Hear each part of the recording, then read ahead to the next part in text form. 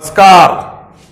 आज स्टार्ट करते हैं दो पासे पर आने वाले क्वेश्चनों पे कि किन किन तरीके के क्वेश्चन इस पर आते हैं। जब आपके पास एक पासा होता है तो उस पर कुल प्रतिदर्श में 6 होते हैं, 1 से लेकर 6 तक के अंक। अब आपके पास दो पासे हैं तो कुल प्रतिदर्श समिष्ट कितने होंगे? 36। Number of sample space 36। आपने कैसे बनेंगे तो जरा देखिएगा। पहले पासे पे यदि 1 है तो दूसरे पे भी 1 आ सकता है। पहले पर 1 ही रहे दूसरे पे 2 भी आ सकता है। पहले पर 1 3, 1 4, 1 5, 1 6। अब पहले पासे पर अब 2 आया, फिर 2 के साथ दूसरे पासे पे 1 आ सकता है। इसी प्रकार 2 के साथ 2 भी, 2 के साथ 3, 2 के साथ 4, 5 6। इसी प्रकार 3 के साथ और 3,6 तक, 4,1 से लेकर 4,6 तक, 5,1 से लेकर 5,6 तक, 6,1 से लेकर 6,6 तक।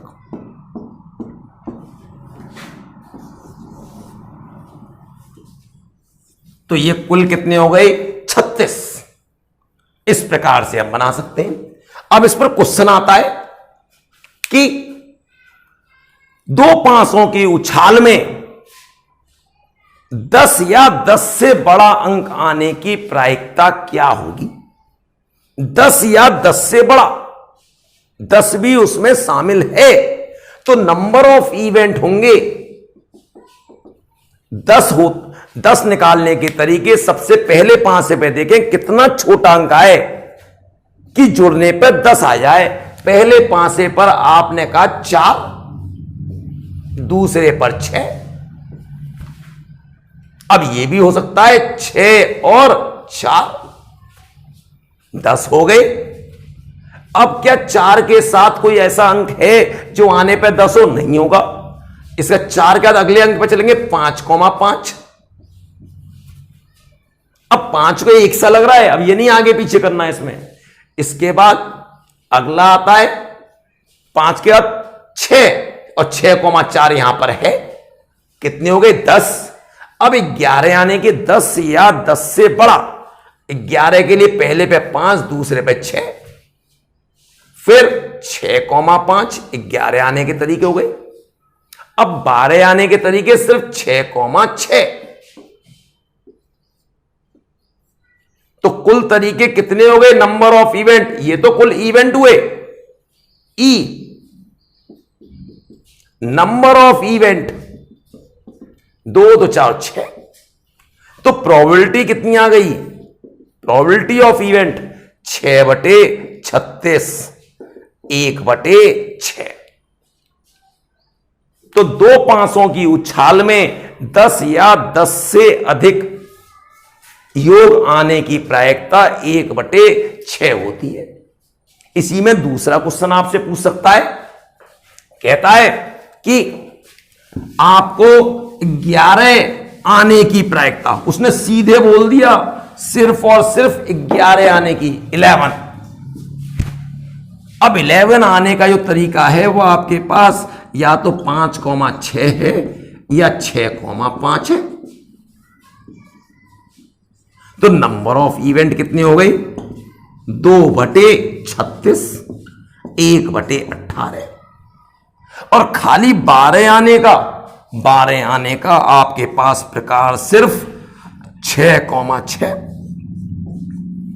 नंबर ऑफ इवेंट 1, तो प्रोबेबिलिटी ऑफ इवेंट 12 आने की 1/36।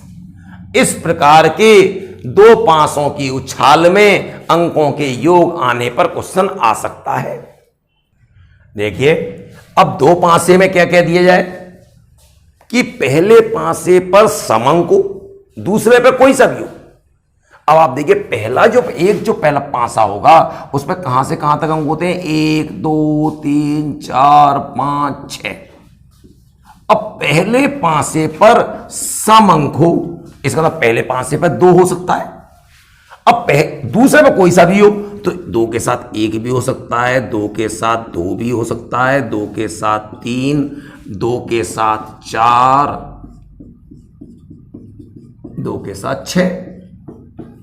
अब पहले पासे में सम होना है तो इसका 4 पे यही बात आ सकती है, 4,1। इसी प्रकार से 4,2 डॉट डॉट डॉट 4,6 तक। पहले पासे में सम है 6,1, 6,2, 6,6 तक। तो कितने हो गए, नंबर ऑफ इवेंट हो गए 18। तो प्रोबेबिलिटी ऑफ इवेंट हो गई 18/36, 1/2। इसी प्रकार से पहले पासे पर सम बोल दिया, पेपर में कहते पहले पासे पर विषम। तो जब पहले पासे पर विषम बोल देगा तो वो भी कितने होंगे, 18 ही होंगे। क्यों, क्योंकि पासे पर 6 अंक होते हैं, 6 में 3 सम होते हैं और 3 विषम होते हैं। लेकिन यदि इसी बात को चेंज कर दे कि दोनों पासों पर सम ही होना चाहिए, दोनों पासों पर सम, दोनों पर सम हो, दोनों पर सम, तो अब क्या बनेगा इवेंट, अब बनेगा 2,2, 2,4, 2,6। फिर अब 2,6, अब पहले पे आएगा 4,2, 4,2 आ गया। अब 4 के साथ क्या आएगा, 4 के साथ 4 और 4 के साथ 6। फिर 6,2, 6,4 और 6,6। कितने हो गए कुल, नंबर ऑफ इवेंट हो गए अब आपके पास 3 3 6 3 9। तो प्रोबेबिलिटी ऑफ इवेंट कितने आ गए, 9 कुल कितने थे 36, 1/4। इस बात को मैं सोचना है वो कहना क्या चाह रहा है। अब आपसे कह दे कि दोनों पर योग, दोनों पर योग 13 आ जाए, 13। अब 2 पासे हैं, आप सोचने पड़ गई, 2 पासों पे कुल योग अंकों का कितना हो सकता है, 12। अब उसने 13 बोला है, यह संभव है ही नहीं। और जब संभव नहीं है तो इसका मतलब यह असंभव घटना है, और असंभव घटना की प्रायिकता 0 होगी। तो यह बात हमें ध्यान रखनी है कि वो बोल क्या रहा है। तो अब अगले हम क्लास में बात करेंगे कि ताश की गड्डी पर, लेकिन आप लाइन वाइज सारी वीडियो देखें, उसके बाद मैं लाइन से उसी हिसाब से एक आपको क्वेश्चन भी दूंगा, उसी लेवल से बढ़ाता चला जाऊंगा। जिस तरीके से मैं डालूं उसी तरीके से आप स्टेप बाइज पढ़ें। यदि अगली वीडियो आपको समझ में नहीं आई, आप उससे पहली वाली देखें, उसको क्लियर करें, तब उससे अगली वाली करें। तो अगली हम फिर उस वीडियो में बात करेंगे ताश की गड्डी के ऊपर।